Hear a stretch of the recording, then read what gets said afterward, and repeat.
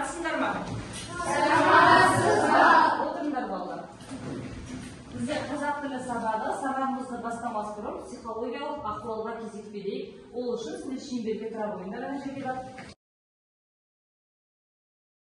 Бүгінгі сабағымыздың психологиялық ахуалын өрмекші тура әдісі бойынша жүргіземіз. Қазір мына жіпті бір-бірімізге лақтыру арқылы сабағымызға деген жақсы тілектерді айта қойып. Альдина, бүгінгі сабақта мен саған белсенділік тілеймін.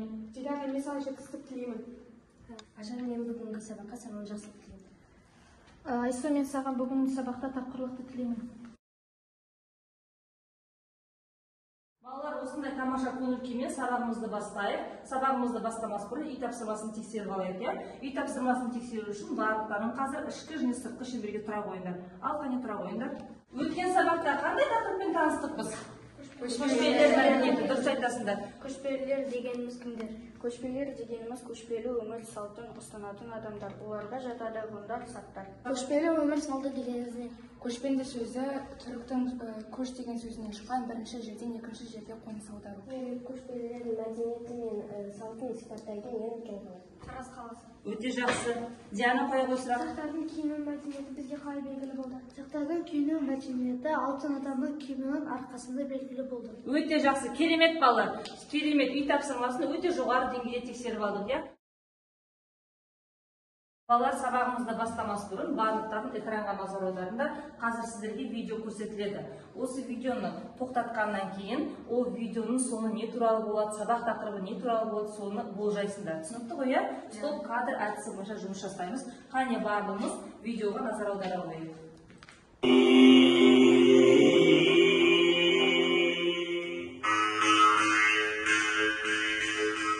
Биіктен көк тәңірі баспаса, төменде жер айырылмаса, түркі халқы ел жұртыңды кім қорлайды? Сібірде айдауда жүрген швед офицері Таббер Стралингер өз тапқан ұлттастардағы түсініксіз жазуларды руна деп атаған. Руна Скандинавия халықтары тілінде сыры ашылмаған дегенді білдіреді. Тіл білімінде көне түркі жазба ескерткіштеріне қатысты руна жазуы деген атау осылай пайда болды. Ал оқушылар, видеоны көрдік, иә жаңа? Қалай ойлайсыңдар? Бүгінгі сабақ біздің не туралы болмақ сонда? Береке айта ғой, не туралы болады сабақ, қалай ойлайсың? Менің ойымша бұл сабақта біз көне түркі ескерткіштері және олардың руна жазуларын кім оқыды және ол қалай пайда болғанын білеміз. Жақсы, тамаша. Тағы да кім айтады? Айта ғой, Ажар. Менің ойымша бүгінгі сабақта біз түркі ежелгі замандағы мысалы руна жазу кім оқығанын және де қалай жазылғанын білеміз. Бүгінгі біздің сабағымыздың тақырыбы қандай болады екен сонда? Көшпелілердің жазуы екен. Біздің сабақтың лексикалық тақырыбы көшпелілердің жазуы, ал грамматикалық тақырыбы фразеологизмдер. Бүгінгі сабақтың мақсаты 7-2-5-1 мәтін бойынша проблемалық сұрақтар құрастыру. Оқушылар, сабағымыздың негізгі бөлімін бастаймыз. 30-шы беттегі фразеологизмдер деген тілдік бағдарға назар аударуларды сұраймын барлықтарыңыз. Қане, Алдияр оқы ғой. Фразеологизмдер. Немесе бірінші түсіндіру арқылы жасалғанда бір ғана мағынаны білдіретін тіркестер фразеологизмдер немесе тұрақты тіркестер деп аталады. Қане балалар, фразеологизмдерге мысал келтірейікші. Қандай фразеологизмдер? Айжан айта ғой. Қоян жүрек. Жақсы. Ол қандай мағынаны білдірді қоян жүрек деген? Қорқақ мағынасын. Ары қарай, Береке. Бір фразеологизм. Тайға таңба басқандай, ол түсінікті анық деген мағынаны білдіреді. Оқушылар, келесі тапсырманы орындау үшін барлығымыз топқа бірге қояйық. Қазір оқулықтың 31-ші бетіндегі көне түркі жазуы деген мәтін бар, иә? Сол мәтін бойынша қазір проблемалық сұрақ құрастырамыз. Бірінші мәтінді түсініп оқимыз, одан кейін мәтін бойынша әр топ 2-2 проблемалық сұрақтан құрастырамыз. Содан кейін сол сұрақтарға топпен алмасып жауап береміз. Түсінікті ме тапсырма? Орындаймыз. Қане барлығымыз топқа бірге қояйық. Балалар, мәтін бойынша проблемалық сұрақтар құрастырдық па? Иә. Жақсы, қай топ дайын? Қоя қоя, Азамат сұрағында.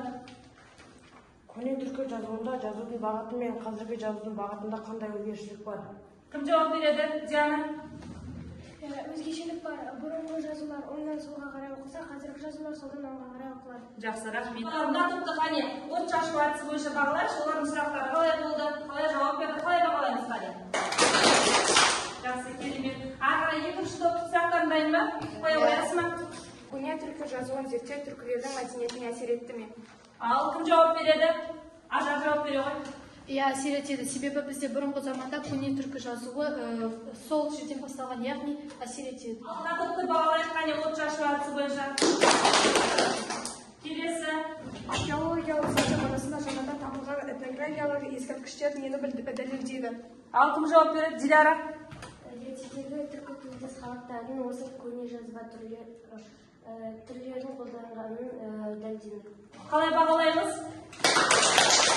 Сабағымызды әрі қарай жалғастырамыз. Келесі тапсырма интервью әдісі бойынша жұптық жұмыс орындаймыз. Жаңағы берілген мәтін бойынша бір сұрақ дайындайсыңдар, сосын жұптарыңмен сол сұраққа жауап бересіңдер. Тапсырма түсінікті ме? Иә. Жақсы. Ал қане бір сұрақ дайындай қояйық. Балалар, мәтін бойынша интервью әдісі негізінде сұрақ құрастырдыңдар ма? Иә. Жақсы. Қане, кім жауап береді? Азиз Пайғыз сұрағында Диляра. Көне түркі жазуының бағыты қандай? Көне түркі жазуларының бағыты оңнан солға қарай. Ал Алдияр, қоя ғой сұрағында. Көне түркі әліпбиінде 35 әріп бар. Жақсы. Көне түркі жазуымыз дегеніміз не? Түркі тілдес тайпалардың тұңғыш әріптік жазуы. Жақсы, тамаша, рахмет балалар. Балалар, интервью әдісі бойынша қалыптастырушы бағалауды жүргізейік смайлик әдісі негізінде. Қане, қалай бағалаймыз жаңағы жұптарды? Кім бағалайды? Азамат бағалай ғой. Мен Диляраның Азизді осындай смайликпен бағалаймын. Өйткені олар сұраққа дұрыс жауап беріп, сұрақты дұрыс қойды. Жақсы, рахмет. Ары қарай Береке, сен кімді бағалайсың? Мен Айжан мен Жандосты осындай көңілді смайликпен бағалаймын. Сабағымызды ары қарай жалғастырамыз. Қазір сабағымызды қорытындылау үшін Learning Cups бағдарламасын қолданамыз. Осы бағдарлама негізінде тұрақты сөз тіркестері бойынша тапсырма орындаймыз. Бел жазып алайын дегеніміз ол оның мағынасы демалып болайын деген. Дұрыс екен. Ары қарай. Ал тізін салманың мағынасы ол келмей қатынаспай кету. Тамаша, жеткілікті. Ары қарай тағы да кім шығады? Қарым шыға ғой. Сөздің бірден оңдай. Дұрыс емес, сөзге шешім тап. Балалар, Learning Cups бағдарламасы бойынша орындаған тапсырмаға өзара бір-бірімізді бағалайық. Қане, кімді бағалайды? Айсу бағалай ғой Арында. Мен Арында жақсы деп бағалаймын, өйткені бір тапсырмасында бір қисық жіберген мен басқаларында жақсы істеген. Жақсы істеген. Тамаша, ары қарай. Кім тағы да бағалайды? Альдина бағалай ғой. Мен расында өте керемет деп бағалаймын, себебі ол барлық тұрақты сөз тіркестердің мағынасын дұрыс тапты, және де қатесі болған жоқ. Тамаша. Сабағымыздың қорытынды бөліміне де келіп жеттік. Енді бүгін біз сабақта не айттық, не тыңдадық, және не көрдік. Осыны қазір мен сіздерге стикер таратып береміз. Сол стикерге жазып, осы суреттерге жапсыра қойыңдар. Түсінікті ме, балалар? Иә.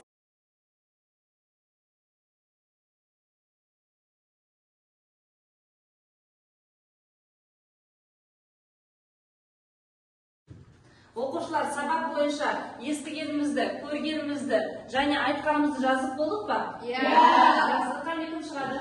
Азамат келе ғой. Ажат келе ғой. Айжан келе ғой. Оқып жапсырамыз, иә? Мен бүгін көне түркі жазуы туралы естідім. Жақсы. Ажат. Мен бүгінгі сабақта түркі жазу тайпалар туралы видео көрдім. Жақсы, тамаша. Айжан. Мен фразеологизмге басым айттым. Жақсы, өте керемет.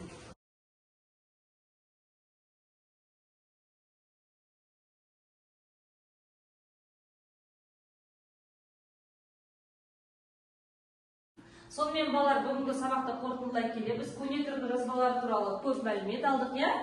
Және фразеологизм туралы теориялық білімді қалыптастырды. Солай ма, оқушылар? Иә. Жақсы, тамаша. Сіздерге барлығы түсінікті ғой, иә? Иә. Жақсы, енді сіздердің сабаққа қатысуларында 1-ден 10 баллық жүйе бойынша бағалаймыз. Бүгін сабаққа Асмаға 10 балл, Айжанға 9 балл, Ажарға 10 балл, Арынға 8 балл, Азизға 7 балл. Сабақ өз мәресіне жетті. Енді үйге тапсырма жазып ала қойыңдар. Үй жұмысына.